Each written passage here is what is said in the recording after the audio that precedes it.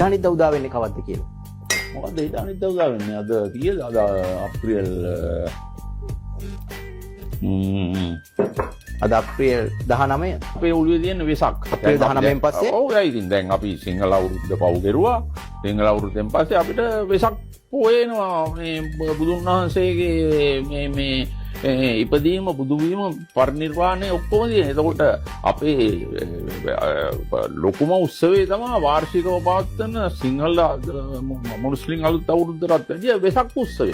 ඒක පැහැදිලි ජනාධිපතිතුමා. මම ඊළඟට එනවා පොසොන් මිහිඳු මහරහතන් ලංකාවට වැඩපු කාලේ එනවා. ඒක නිසා දැන් අපේ ඔළුවේ දැන් මේ දවස්වල වැඩ කරන්නේ දැන් වෙසක් එකට අපි මොනවද කරන්නේ? දැන් අපි දන්සල් අපි දිගටම දෙනවා. ඒ දන්සල් ටික දැන් ඔබතුමාගේ ඔළුවේ වැඩ කරන්නේ ඒවා මේ දවස්වල. ඔව් මේ දවස්වල ඒවා දිගට. ඔබතුමාට අමතකද අප්‍රේල් 21 පාස්කු දින ප්‍රහාරය? මට අමතක වෙන්නේ නැහැ. ඒක මට ඒක තක පැන්නේ.